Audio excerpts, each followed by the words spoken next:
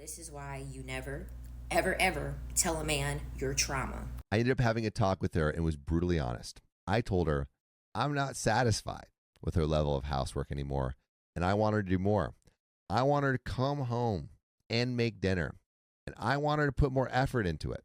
I gave her some examples of meals I would like to eat and suggestions for a way that she can clean before going to bed, such as drinking coffee or energy drinks on the way home.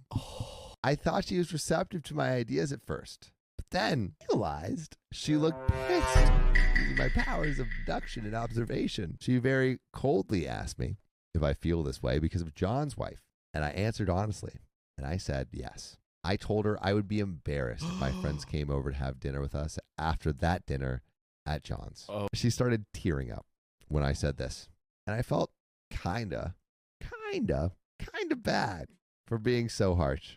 She didn't say a word to me and just left the room. I came out a short while later and saw her manically scrubbing a stain out of the carpet on her hands and knees, still crying. I asked her what she was doing, and she screamed, "What does it look like, you effing a-hole?" The stain she was scrubbing was pretty much gone, but she continued for what felt like hours. I started feeling sorry for pushing her to that point, but then I remembered something. Something that could work out great for me or go horribly wrong. No. When she was in high school, she was in a psych ward. She told me she used to neglect herself when she felt really depressed, but after being in the ward, she obviously cleans when she feels depressed or overwhelmed because of the habits they drilled into her. I almost felt like a DC villain because of the huge smirk that crept on my face. So the next night she got home at 7 p.m., I told her I had something to confess to her, and she looked petrified. I told her I was sorry, but I watched Korn while she was at work because I was lonely. She ended up throwing up from crying so much, but just as I thought, she started cleaning. She washed all the dishes by hand. Instead of using the dishwasher, she dusted everything. Every fan, every TV screen, every shelf. I didn't want it to be too obvious, so I started limiting this trick 4 times a week max. Skip to present day. I made a joke at lunch with my coworkers about how I trained my wife to love cleaning. Everyone was laughing and asked for the secret. So I said, all I got to do is make her cry, and she wants to clean.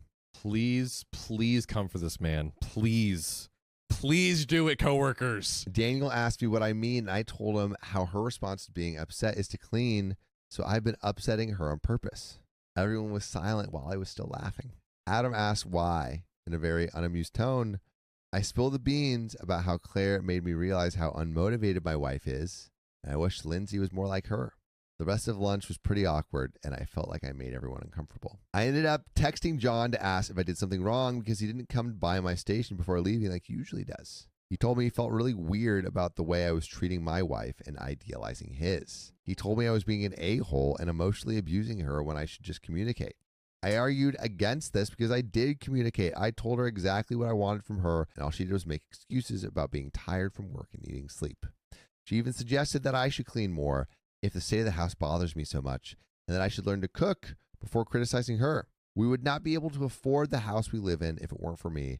The lifestyle we live is because of me, so why can't she just show appreciation by cleaning and cooking better meals? It's been 3 days now, and I am now sitting alone at lunch. When I sit with my usual group, everyone stops talking. I feel like I really effed up and want to make things right with my friends. At the same time, I feel like what I'm doing is okay because it's not for no reason. She's actually cleaning more, and I'm so proud of her. Am I the a-hole because I want to? My jaw had to manually be picked up off the floor after listening to that story.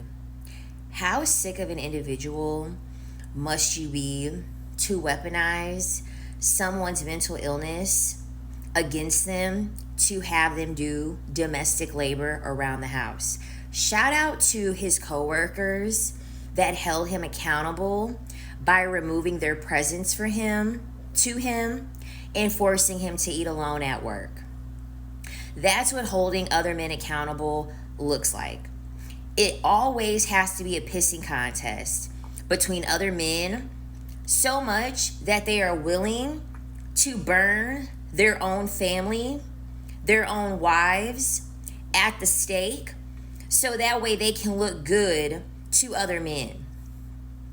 Sacrificing the mental health of his wife to compete with his male coworker because his wife does enough domestic labor where he feels as though it is more impressive. These men are not lonely enough. These men are not depressed enough. These men are not fearful enough. This is full on scumbag, disgusting behavior. And I will go as far as to tell this woman that she should seek legal action because this is emotional abuse. That is 1000% what this is. Using this woman's mental illness against her to put her in a state of agony and depression because you know in order for her to get out of that state, she is going to clean. This is why as a woman, stop telling men, oh, cleaning releases my stress. I love cleaning.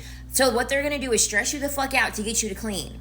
You're literally telling them how to weaponize your own depression against you. At a loss for words.